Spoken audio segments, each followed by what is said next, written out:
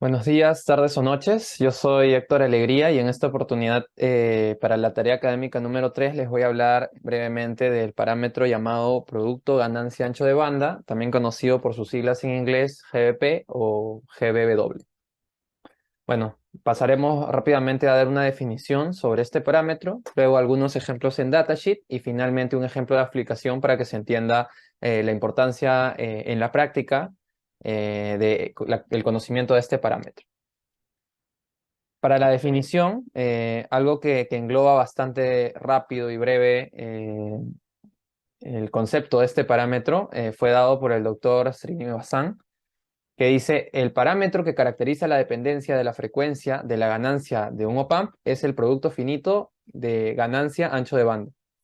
¿Cómo así? Bueno, inicialmente nosotros tenemos, o bueno, entendemos como parte del curso que la ganancia está dada por la configuración que se le dan tal vez a las resistencias, ¿no?, de entrada, de salida a un op-amp. Entonces, tenemos un diseño simplificado de cómo encontrar la ganancia, ¿verdad?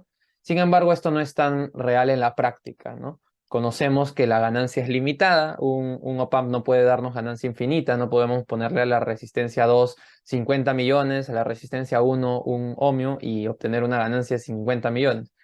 Esto está limitado por las características físicas del op-amp y bueno, eso lo podemos observar en la ficha técnica. Ahora, las ganancias que obtenemos con las configuraciones del op-amp conocidas, en realidad también tienen un componente que depende de la frecuencia.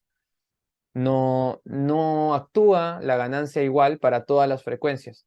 Obtenemos que sí, en la ficha técnica sabemos un cierto número de ganancia y esa es la ganancia máxima.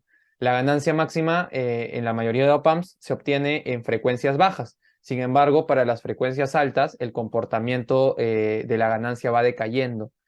Ahora, ¿por qué es importante este producto ganancia ancho de banda? ¿Cuál es el producto ganancia ancho de banda? ¿Qué ganancia por qué ancho de banda? Bueno, aquí tenemos un diagrama de Bode que ejemplifica lo que mencionaba, ¿no? El comportamiento de la frecuencia, perdón, el comportamiento de la ganancia en función a la frecuencia de la señal de entrada. Para lo que el producto ganancia ancho de banda está dado por la ganancia 1, bueno, perdón, el ancho de banda que se obtiene en una ganancia 1. En este caso, como tenemos la ganancia dada por decibelios, sería la que está en 0 decibelios. Entonces, en la ganancia unitaria, nosotros tenemos un ancho de banda de 10 a la 7 Hertz. Bueno, esto lo vamos a ver mejor en este ejemplo de aquí. Por ejemplo, para una ganancia de 1, nosotros tenemos aproximadamente 1 millón en Hertz. Bueno, 1 millón viene siendo 10 a la 6. Entonces nosotros podemos rápidamente obtener la relación, ya que este es un comportamiento lineal, una caída que tiene la mayoría de los op-amps cuando están en configuración lazo abierto, como indica aquí. Entonces, si obtenemos un producto ganancia ancho de banda de 1 millón, ¿no?, 10 a la 6, nosotros podemos saber, por ejemplo, que si queremos una frecuencia que trabaje a 10 kilohertz, sabemos que 10 kilohertz es 10 a la 4. Entonces, ¿cuál sería la ganancia máxima? Pues no tenemos nada más que hacer que dividir el producto ganancia ancho de banda entre la frecuencia a la cual nosotros estamos queriendo trabajar, que vendría a ser 10 a la 6 entre 10 a la 4, dándonos 10 a la 2, y justo eso cae en 10 a la 2, ¿no? Entonces, de esa manera similar, nosotros podemos hallar los máximos de ganancia que va a tener la salida de un op-amp ante diferentes frecuencias, gracias a este parámetro, ¿no? Aquí también podemos rescatar que la respuesta en frecuencia de un amplificador operacional disminuye la ganancia, pero hace más estable el rango de frecuencias que uno puede obtener, ¿no? Por ejemplo, bueno, esto se da, perdón, para una configuración de lazo cerrado, como hemos estado viendo en clase, la retroalimentación negativa. Entonces, sabemos que si bien podemos alcanzar grandes ganancias con una configuración de lazo abierto, obtenemos una respuesta en frecuencia mucho más estable gracias a una configuración lazo cerrado, bueno, en este caso con retroalimentación negativa. Ahora pasamos a ver algunos ejemplos rápidamente en el datasheet de algunos amplificadores operacionales que conocemos porque son bastante básicos en las aplicaciones electrónicas. Y bueno, podemos observar, sí, corroborar que todos tienen este diagrama de Bode ejemplificando, ¿no? la ganancia en voltaje con respecto a la frecuencia y que el comportamiento a partir de cierta frecuencia empieza a ser lineal, ¿no? De la caída que tiene una pendiente negativa, por lo cual podemos estimar el producto ganancia ancho de banda a partir de la ganancia unitaria.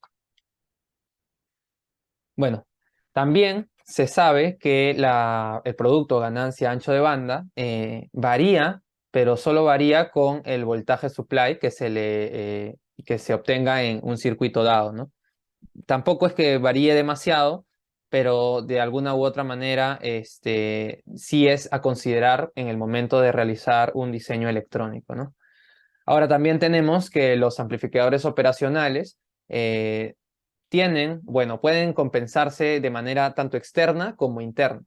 Y bueno, la mayoría de los modernos, los integrados, ya vienen con una compensación interna, lo cual, como podemos ver aquí en una comparación de gráficos, extiende la estabilidad para la ganancia máxima del amplificador operacional, lo cual hace que sea mucho más productivo, ¿no? Al momento de elegirlo para ciertas aplicaciones electrónicas, más estable.